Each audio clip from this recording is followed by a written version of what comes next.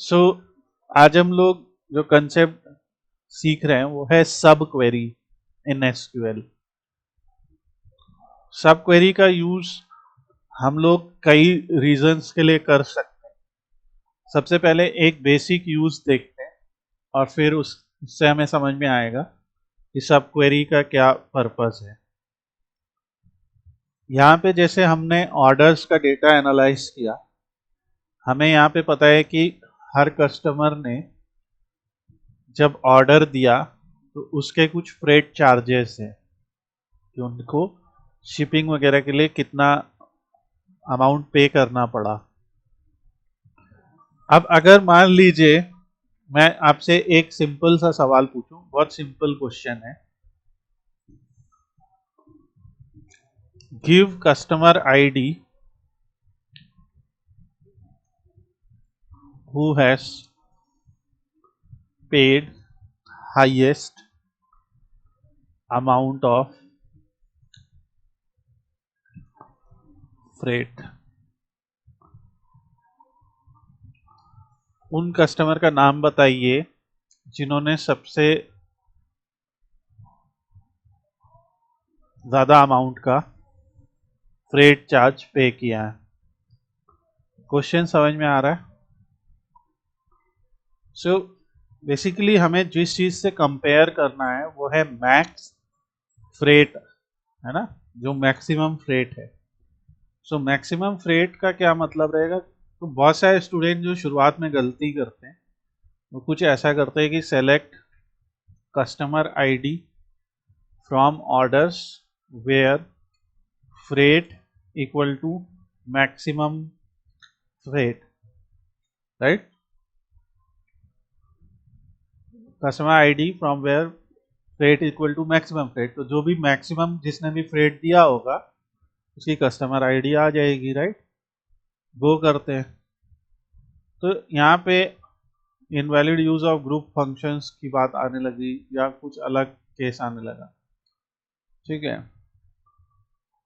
अगर हम लिखते हैं सेलेक्ट मैक्सिमम फ्रेट,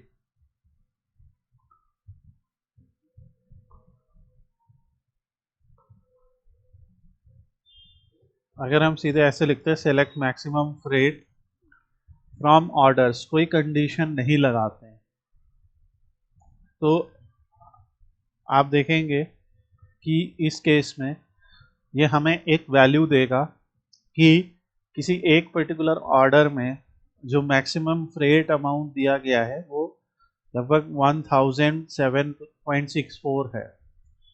अगर हम इस नंबर को याद रख लें, एक सिंपल सी लॉजिक है, हम एक याद कर लेते हैं। और अगर हम लिखते हैं कि सेलेक्ट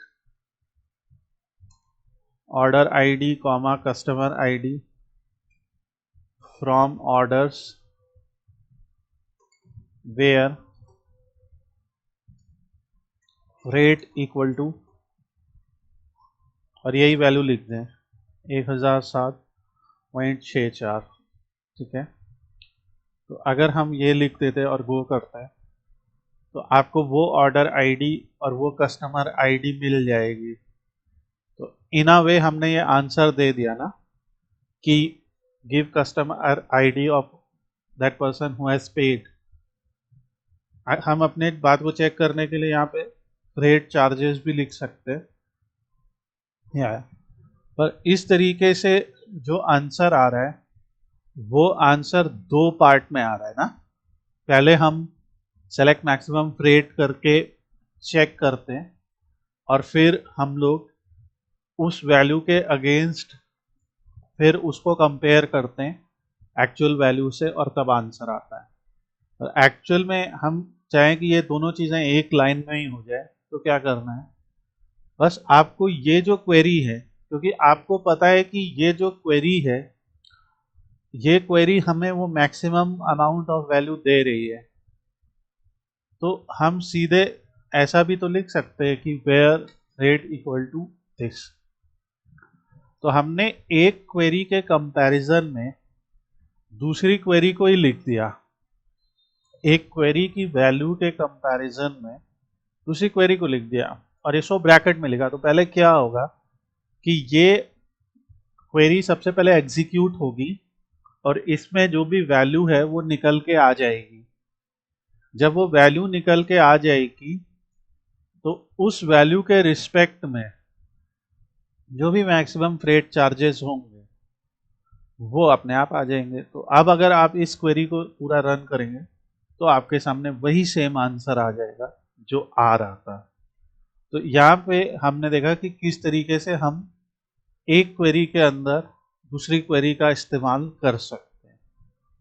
तो माई एसक्यूएल सब क्वेरी जो होती है वो एक नेस्टेड क्वेरी होती है विद इन अनदर क्वेरी। आ सब query is query nested with in another, ठीक है। और सब क्वेरी यूज हो सकती है सेलेक्ट में, इंसर्ट में, अपडेट में या डिलीट में। और ये वेयर, फ्रॉम और हैविंग के साथ भी यूज हो सकती है।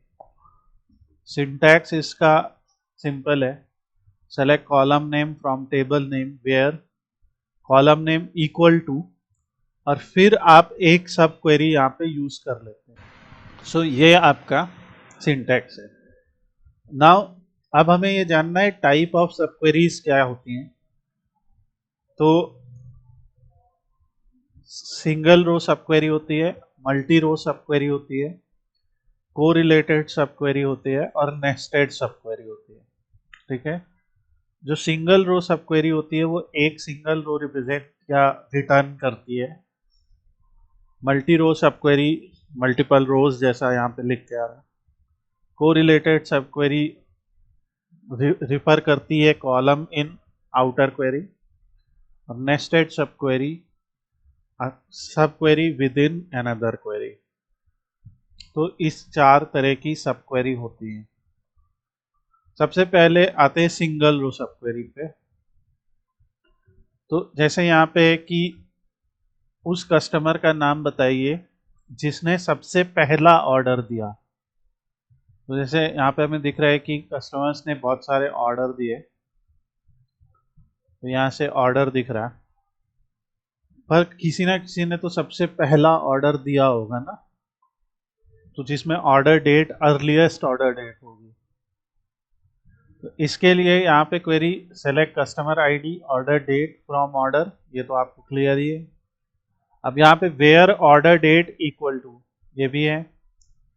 तो फिर हमने क्या कर दिया, सेलेक्ट मिनिमम ऑर्डर डेट से कंपेयर कर दिया।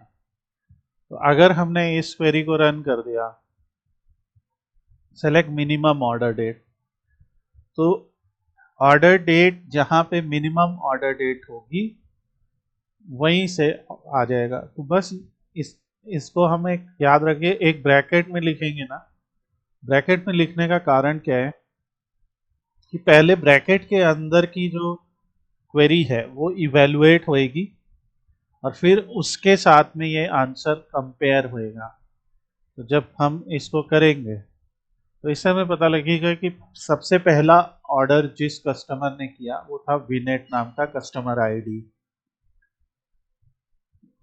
तो जो सब क्वेरी है वो फाइंड करेगी अर्लीस्ट ऑर्डर डेट, और जो आउटर क्वेरी है वो रिट्रीव करेगी कस्टमर आईडी और ऑर्डर डेट। सिंपल। दूसरा एग्जांपल है मल्टी रो क्वेरी या मल्टी रो सब क्वेरी। एक क्वेश्चन है कि list all product that have been ordered, सभी प्रोडक्ट के नाम बताइए जो जो अब तक ऑर्डर हुए हैं। तो यहाँ पे सबसे पहले ऑर्डर डिटेल्स में आते हैं। ऑर्डर डिटेल्स में प्रोडक्ट की आईडी दी हुई है। अगर हम यहाँ से लिखें select product ID from order details, तो ये हमें हर वो ऑर्डर आईडी, हर वो प्रोडक्ट आईडी दे देगा जो ऑर्डर हुई है, पर ये रिपीट हो रहा है। तो रिपीट बचाने के लिए हम क्या करते हैं, select distinct product ID. My SQL में ये यूनिक नंबर ऑफ रिकॉर्ड्स निकालने का तरीका है, यूनिक रिकॉर्ड्स निकाल। तो हमें दिख रहा है कि 1 2 3 4 लगभग सभी प्रोडक्ट ऑर्डर हुए हैं, लगभग सभी। मगर यहाँ से हमें एक फाइनल आंसर मिलेगा कि वो सभी प्रोडक्ट जो ऑर्डर हुए हैं। तो ये इससे हमें पता लग गया ये। अब एक बात बताओ, अगर मैं यहाँ पे लिखता हूँ क्वेश्चन ने आपसे पूछा कि उन सभी प्रोडक्ट के नाम बताओ, तो हम अगर कहते हैं select product name from products where product name या where product ID equal to, क्या यहाँ पे इक्वल टू का इस्तेमाल हो सकता है?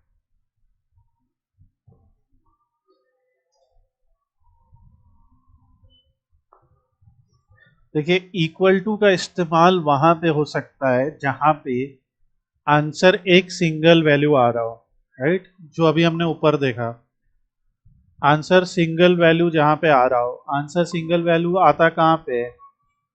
जैसे सिंगल वैल्यू आंसर आता है जैसे मैक्सिमम, मिनिमम, तो यहां पे पर रिजल्ट में सिंगल आंसर नहीं है, यहाँ रिजल्ट में कई प्रोडक्ट्स हैं। तो जब कई प्रोडक्ट्स हैं तो हम लोग ने एक क्वेरी सीखी है, एक कीवर्ड सीखा, इन ऑपरेटर। इन ऑपरेटर क्या करता है? इन ऑपरेटर यही तो करेगा कि हम यहाँ से ऐसे उठा select product ID comma product name, और जो भी उसका डेटा आपको दिखाना हो, और कॉमा प्राइस, जैसे है ना, comma unit price, whatever you have to pick from product where product ID in, और जो भी प्रोडक्ट ऑर्डर हुए हैं, तो जैसे आप ये करेंगे तो आपका ये आंसर आएगा। ये क्या दिखा रहा है आंसर? ये दिखा रहा है कि वो सभी प्रोडक्ट की आईडीज क्या हैं, उनके नाम क्या है, उनके यूनिट प्राइस क्या है, जो कि ऑर्डर डिटेल्स में आए हैं, जो ऑर्डर डिटेल्स में ऑर्डर किए गए। तो इन ऑपरेटर कहाँ पे लगता है? जहां मल्टी रो सब क्वेरी होती है। मल्टी रो सब क्वेरी मतलब कि द सब query select all product IDs from order details और product that have been order, और फिर आप उनका जो भी डिटेल यहाँ पे दिखाना चाहे।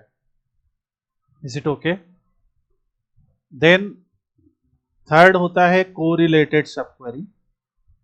कोरिलेटेड सब क्वेरी होता है कि जहाँ पे हम एक कोरिलेशन बनाए, तो अभी इसका एग्जांपल है कि find employees who have placed orders. ठीक है, बेसिकली यहाँ पे हम क्या करने की कोशिश कर रहे हैं कि एक एग्जिस्ट नाम का क्वेरी लगा रहे, वेयर एग्जिस्ट क्लॉज लगा रहे हैं। तो सेलेक्ट एम्प्लॉय आईडी कर रहे हैं, उनका लास्ट नेम कर रहे हैं फ्रॉम एम्प्लॉइज टेबल, और कह रहे हैं where exist select one from orders where order dot employee ID बराबर एम्प्लॉय डॉट एम्प्लॉय आईडी, मतलब कि ऑर्डर में वो एम्प्लॉय आईडी हो जो एम्प्लॉय टेबल की एम्प्लॉय आईडी के बराबर हो। और यहाँ पे हम लोगों ने एक एलियासेस का भी यूज किया। तो पहले जैसे यहाँ पे देखिए सेलेक्ट एम्प्लॉय आईडी और लास्ट नेम तो हो गया, ठीक है, फ्रॉम एम्प्लॉइज हो गया। अब हम कह रहे हैं कि from employees E, employees table को हम लोग ई नाम से बुला रहे हैं, ठीक है। और फिर कह रहे हैं select one from order. Select one from order का मतलब है कि हम ऑर्डर से कुछ वैल्यू उठा रहे हैं, बस एक जानने की कोशिश कर रहे हैं कि ये है या नहीं, एक तरह का ट्रू आंसर। और ऑर्डर को हम लोग ओ नाम से बुला रहे हैं, तो एम्प्लॉय ई हो गया, ऑर्डर ओ हो गया। और जहां पे ऑर्डर की एम्प्लॉय आईडी बराबर एम्प्लॉय की एम्प्लॉय आईडी, ये है। अगर हम ये नहीं लिखते, ये ई ओ, तो हम सीधे सीधे ऐसे भी लिख सकते थे कि एम्प्लॉइज की जो एम्प्लॉय आईडी है वो ऑर्डर्स की एम्प्लॉय आईडी है। और जब हम इसको रन करते हैं तो यहाँ से हमें उन एम्प्लॉइज का डेटा मिलेगा जिन्होंने कोई ना कोई ऑर्डर रिसीव किया है, ठीक है। जो एग्जिस्ट ऑपरेटर है वो यूज किया जाता है टेस्ट करने के लिए कि सब क्वेरी के अंदर कोई रिकॉर्ड है भी या नहीं। तो जो एग्जिस्ट ऑपरेटर है वो ट्रू आंसर रिटर्न करेगा अगर सब क्वेरी के अंदर कोई भी आइटम है। तो यहाँ पे जो हमने एक कंडीशन लगाई है कि where order dot employee ID, अगर ऑर्डर में कोई एम्प्लॉय आईडी है जो एम्प्लॉयज टेबल में भी एम्प्लॉय आईडी है, ये यानी कि दोनों टेबल में अगर कोई कॉमन एम्प्लॉय आईडीज हैं तो ये पर्टिकुलर चीज ट्रू आंसर देगी। और जहां जहां पे जिस जिस एम्प्लॉय आईडी के नाम के आगे ये ट्रू आंसर देगी वो एम्प्लॉय आईडी का नाम यहाँ पे प्रिंट हो जाएगा आंसर में। सो यहाँ पे सिंपल इसको कोरिलेटेड सब क्वेरी कहेंगे। तो ये सब क्वेरी चेक कर रही है कि अगर orders in the orders table for each employee ID are there in the employee table, basically कि उन दोनों के बीच में अगर कोई कॉमन आईडीज है तो वो सब कॉमन आईडीज का नाम आ जाए हमारे सामने। क्योंकि अभी शहादत ज्वाइन हुए तो सब क्वेरी जो है 4 तरीके की है। सिंगल रो सब क्वेरी, जब एक सिंगल रो रिटर्न हो। मल्टी रो सब क्वेरी, जब कई रोज रिटर्न हो। कोरिलेटेड सब क्वेरी यानी कि जैसे इसका कॉलम और उसका कॉलम को हमें कोरिलेट करना हो। और नेस्टेड सब क्वेरी की एक सब क्वेरी दूसरी सब क्वेरी के अंदर। अब क्योंकि अभी अक्षरा लोग पढ़ चुके तो आपसे एक मेरा सिंपल क्वेश्चन है, उस प्रोडक्ट का नाम क्या है जिसका यूनिट प्राइस मैक्सिमम है? What is the name of that product which has maximum unit price? हमें सिर्फ एक सिंगल आंसर नाम रिटर्न करना है और कुछ भी नहीं रिटर्न करना है। हमें सिर्फ उस प्रोडक्ट का नाम देखना है जिसका यूनिट प्राइस मैक्सिमम हो। मैं फिर से बताता हूँ, ऐसे क्वेश्चंस को आंसर करने के लिए आपको 2 पार्ट में सोचना है। और मैंने अभी बताया जो सबसे पहली मिस्टेक स्टूडेंट करते वो क्या है, वो कहते हैं जैसे select product name from products where unit price equal to maximum unit price, है ना? जो लोग गलती करते हैं, तो इससे कुछ ना कुछ आंसर भी रिटर्न हो सकता है। वैसे तो अब नहीं हो रहा है पर मैंने पुराने वर्जन्स में देखा है कुछ आंसर रिटर्न होता है और वो गलत होता है। तो यहाँ पे हो क्या रहा है, ये कह रहे हैं कि invalid use of group function, मतलब आपको मैक्सिमम यूनिट प्राइस करना है तो आप डायरेक्टली ऐसे आंसर नहीं दे सकते हो। आपको क्या करना पड़ेगा, सबसे पहले कैलकुलेट करना पड़ेगा कि सेलेक्ट मैक्सिमम यूनिट प्राइस क्या है फ्रॉम प्रोडक्ट्स। प्रोडक्ट टेबल में मैक्सिमम यूनिट प्राइस क्या है। तो जब आप वो निकालोगे तो वो एक सिंगल वैल्यू होगी ना, वो एक सिंगल वैल्यू होगी कि मैक्सिमम यूनिट प्राइस क्या है। हम नीचे की क्वेरी को कमेंट कर देते हैं और रन करते हैं तो इससे निकल के आया ना कि मैक्सिमम यूनिट प्राइस क्या है। तो इससे हमारे पास एक आंसर आया कि मैक्सिमम यूनिट प्राइस क्या है और हमें पता चल गया कि हाँ ठीक है साहब, मैक्सिमम यूनिट प्राइस ये है। अब बस हमें यही तो करना है कि इस पर्टिकुलर क्वेरी को हमें दूसरी क्वेरी के रिजल्ट में डाल देना। तो हमें करना है select product name, product name भी तो मांगा है। हाँ तो मैंने कहा कि ये पूरा आंसर है। फिर आपको ये करना है कि इस पर्टिकुलर क्वेरी को दूसरी क्वेरी के रिजल्ट में डाल देना है। तो जहां पे आपने लिखा था where unit price equal to maximum लिख दिया था, वो गलत होएगा। आपको उसके रिजल्ट में ये सब क्वेरी डाल देनी है। इसे कहेंगे सब क्वेरी कि select product name from product where unit price बराबर, और फिर select maximum unit price from products. तो इस तरीके से ये सब क्वेरी क्या कर रही है, एक सिंगल रो आंसर दे रही है हमें, और वो सिंगल रो आंसर है क्योंकि तो हम इक्वल टू लगा सकते हैं। जब कभी भी सिंगल रो आंसर होएगा तो हम इक्वल टू लगाएंगे। तो बस इसको जब आप रन करेंगे तो वो प्रोडक्ट का नाम आ जाएगा जिसका यूनिट प्राइस मैक्सिमम। अब इस सब क्वेरी में हम लोगों ने एक ही टेबल से पहले मैक्सिमम प्राइस निकाला, फिर बट सर यूनिट उसी टेबल से प्रोडक्ट नेम तो हमने सवाल में क्या पूछा, what is the name of that product which has maximum unit price. अगर तुम्हें यूनिट प्राइस दिखाना हो तो यहाँ पे यूनिट प्राइस दिखाना हो, ऐसे करके दिखा दो, ये उसका नाम है, उसका यूनिट प्राइस, उसकी जो डिटेल। अगर तुमको पूरा ही दिखाना है तो तुम स्टार ही लगा दो ना सीधे, वो पूरी डिटेल है उस प्रोडक्ट की जिसका मैक्सिमम यूनिट प्राइस है। तो इस तरीके से जो सब क्वेरी होती है वो सब क्वेरी से कंपेयर होता है। अब ऐसा तो है नहीं कि कोई 2 प्रोडक्ट होंगे या 4 होंगे। अब एक और सवाल पूछते हैं, तो ये होता है कि सब क्वेरी जहां सिंगल रो सब क्वेरी हो, कि जो आंसर आ रहा है उसमें एक सिंगल आंसर रिटर्न हो रहा है।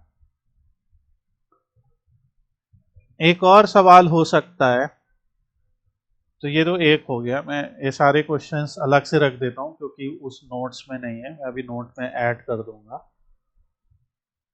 एक और सवाल है,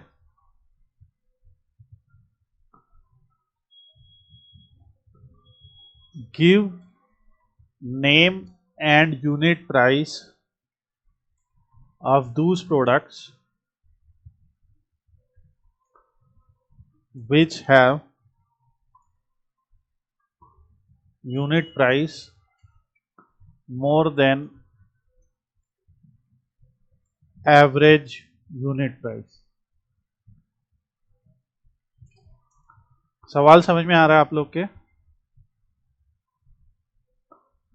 उन प्रोडक्ट का नाम और यूनिट प्राइस बताइए जिनका unit price average unit price से ज्यादा है। अगर जैसे हम एक क्वेरी करते हैं कि select average unit price from products, यानी कि पहले हम जानने की कोशिश करते हैं कि एवरेज यूनिट प्राइस क्या है, तो हमें पता लगेगा कि 28.56 है। तो बेसिकली सवाल ये पूछ रहा है कि ऐसे कौन कौन से प्रोडक्ट हैं जिनका यूनिट प्राइस इस वैल्यू से ज़्यादा है।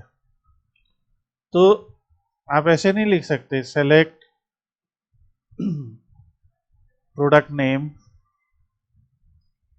Comma unit price from products where unit price is greater than this value. तो बस आपको याद ये रखना है कि जो आपकी सब क्वेरी है उसको हम एक ब्रैकेट के अंदर रखें। सो जब आप इस क्वेरी को रन करेंगे तो आपके सामने सिर्फ वही प्रोडक्ट्स अपने आप आएंगे जिनके सबके प्राइस वो 28 जो एवरेज हमने देखा था उससे ज़्यादा है। सो ये हमारा एक और क्वेश्चन होता है। इस जगह पे ये मल्टीपल रोज रिप्रेजेंट कर रहे हैं। एक और सब क्वेरी का क्वेश्चन हो सकता है, जैसे कस्टमर्स में उनके सबके अपने सिटी हैं और एम्प्लॉइज के भी अपने सिटी हैं। तो एक क्वेश्चन मान लीजिए मैं ये पूछूं, give name of those employees, names of those employees who are from same cities as customers. अब क्या है कि कोई जरूरी नहीं है कि हर एम्प्लॉय, हो सकता है मैं सवाल की ग्रामर थोड़ी गलत हो, बाद में सही कर दूंगा, पर इस सवाल का मतलब ये है कि उन कस्टमर्स के नाम बताइए, या उन एम्प्लॉयज के सॉरी नाम बताइए जो उन्हीं शहरों के हैं जिन शहरों में कस्टमर्स भी रहते हैं। अब देखिए, अगर हम ओवरऑल डेटा देखें तो एम्प्लॉय केवल 9 है और कस्टमर्स हैं करीब 91। तो बहुत सारे कस्टमर्स ऐसे होंगे जो एम्प्लॉय के, बहुत सारे एम्प्लॉयज ऐसे होंगे जो कस्टमर्स के शहर में होंगे, बहुत सारे कस्टमर ऐसे होंगे जो अलग ही रहते होंगे कहीं। तो यहाँ पे बस ये पूछा जा रहा है कि क्या कोई ऐसे एम्प्लॉयज हैं जो ऐसे जगहों पे हैं जहाँ पे कस्टमर भी रहते हैं। और इसको उल्टा भी कर सकते हैं, give name of those customers, उन कस्टमर्स के नाम बताइए who are from the same city as employees. तो एक ऐसा सिंपल सवाल है, तो इसमें भी हमें दो, इसमें हमें पहला क्वेश्चन क्या रखना पड़ता है कि सेलेक्ट सिटी फ्रॉम एम्प्लॉयज। इससे हमें क्या निकल के आया कि एम्प्लॉय के शहरों के नाम क्या क्या है। अब हमें पता चल रहा है कि कई सारे नाम रिपीट हो रहे हैं, तो हम पहले तो इसको डिस्टिंक्ट लगाएंगे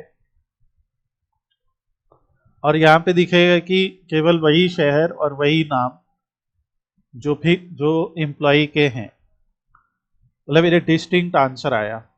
अब ये एक लिस्ट आई हमारे पास, ये एक लिस्ट है, ठीक है।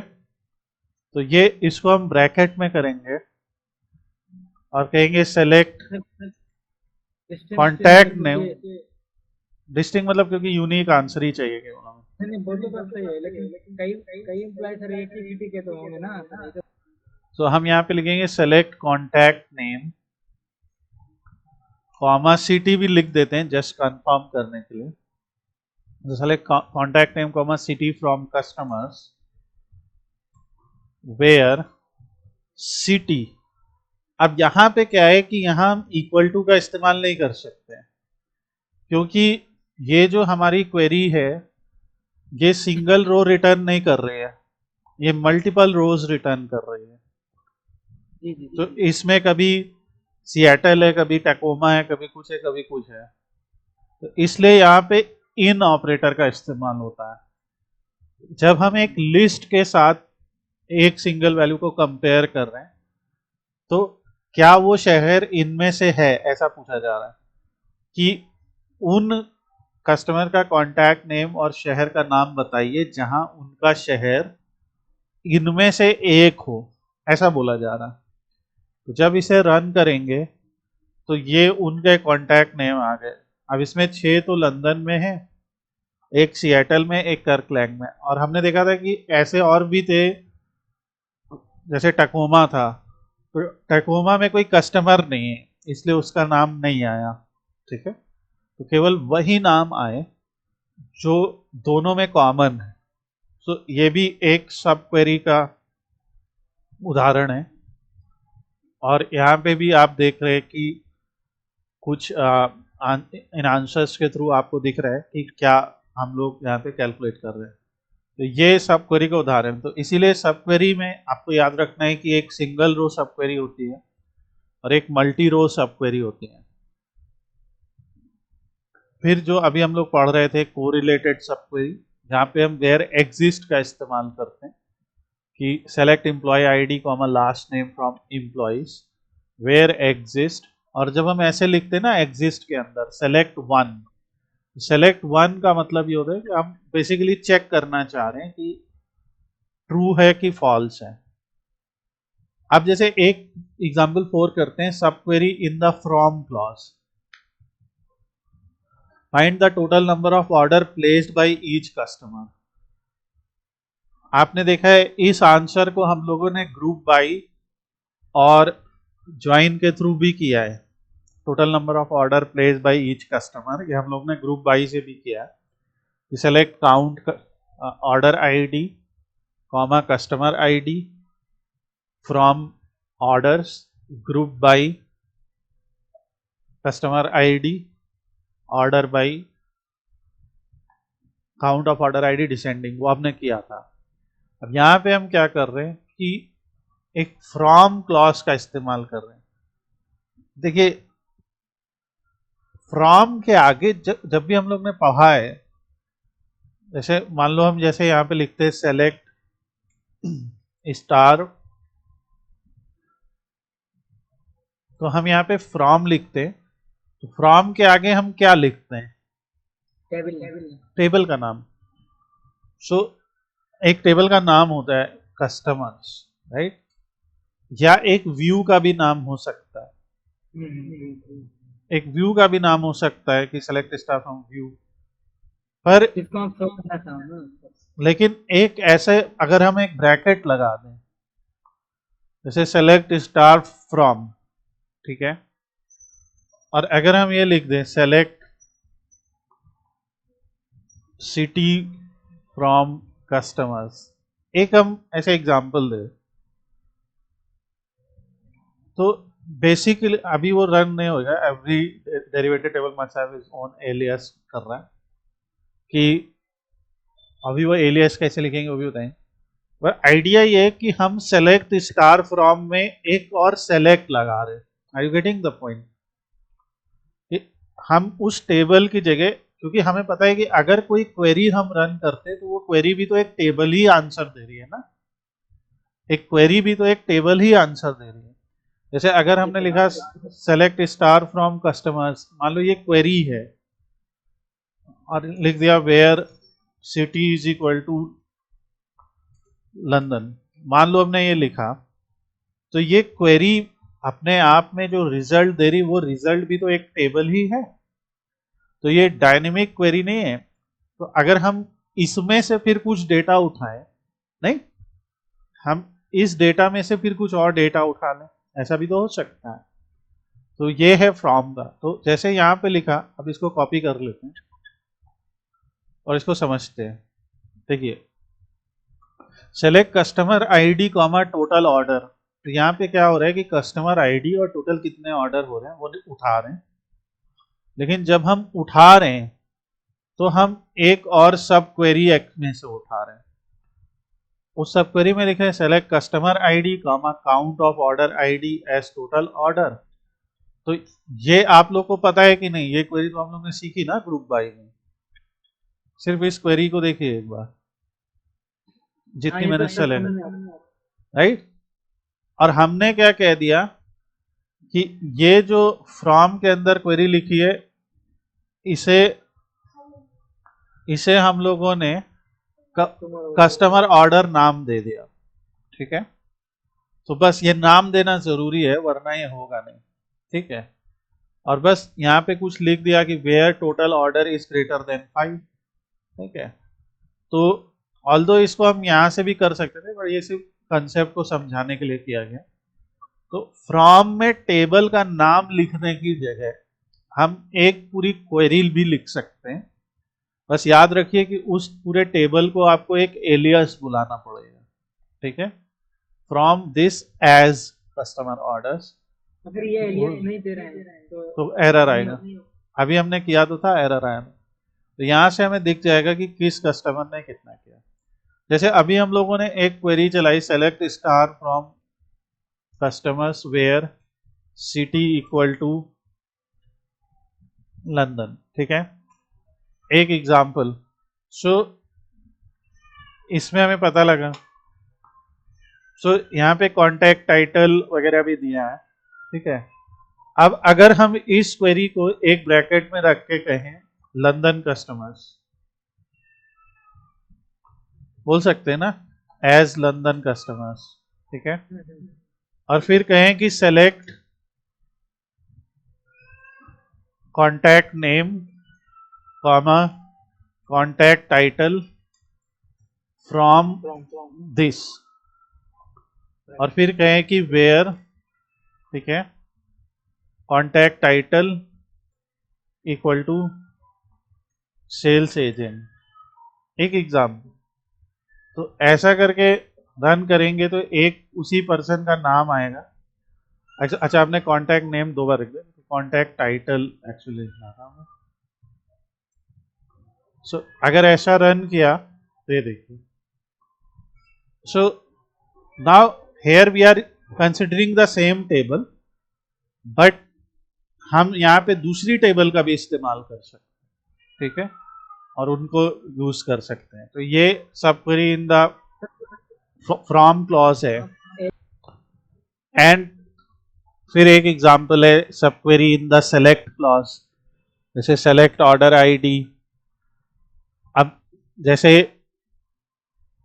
अभी तक हम लोग ने जैसे कॉलम सेलेक्ट किए थे, तो कॉलम की जगह ही हम एक ऑर्डर आईडी कॉमा और कॉलम की जगह ही एक वैल्यू सेलेक्ट कर ले कि select sum of quantity into unit price, ऐसे सेलेक्ट कर ले रहे फ्रॉम दिस।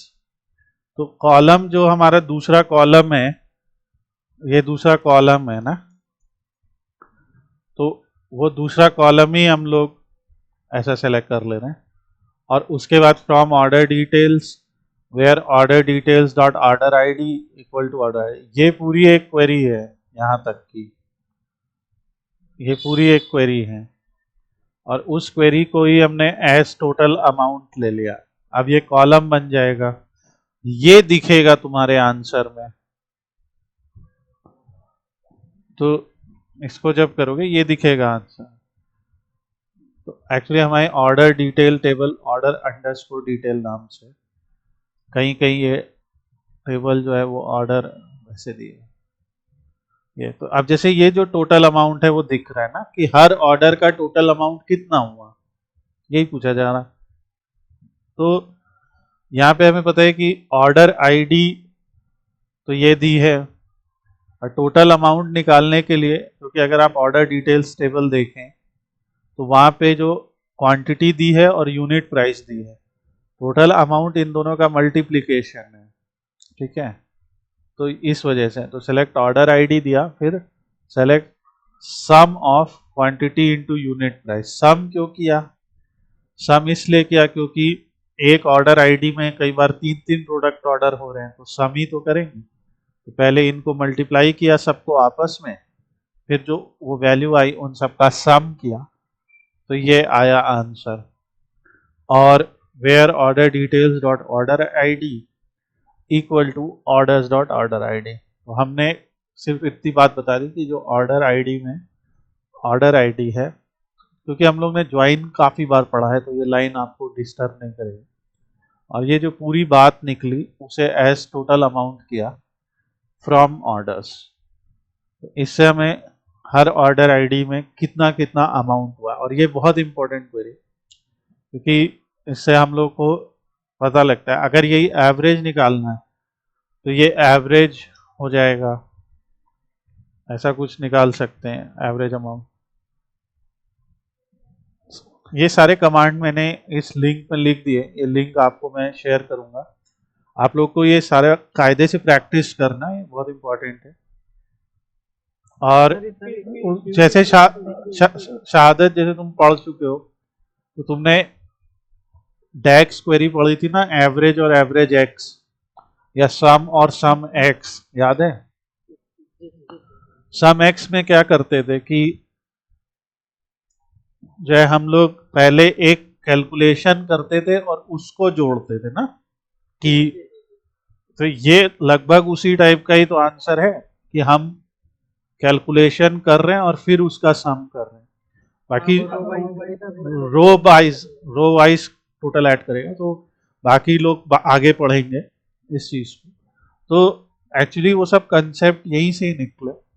तो ये जो सेलेक्ट है ये बहुत इंपॉर्टेंट चीज है कि पूरा select sum of quantity into unit price from order details where.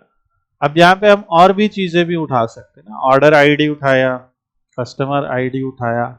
अगर कस्टमर आईडी उठाएंगे तो क्योंकि हर कस्टमर ने एक ही ऑर्डर किया, तो ये कह रहे कि एरर है, क्योंकि कस्टमर आईडी को उठाने के लिए वो कह रहे हैं कि आपको डिटेल लेनी है, वो कैसे उठाना है वो मैं करूँगा, या मैंने शायद कॉमा नहीं लगाया। हाँ, तो आपसे है, तो इस तरीके से हम लोग को दिखेगा कि वो ऑर्डर किस कस्टमर ने किया और उसका क्या डिटेल है, ऑर्डर डेट, बाकी जो उठाना। तो ये क्वेरीज जो है काफ़ी इम्पोर्टेंट है। तो आप लोग ये सारी क्वेरीज आज प्रैक्टिस कीजिए, और यार बहुत इम्पोर्टेंट है जो हमारे माई एसक्यूएल सब क्वेरी हैं।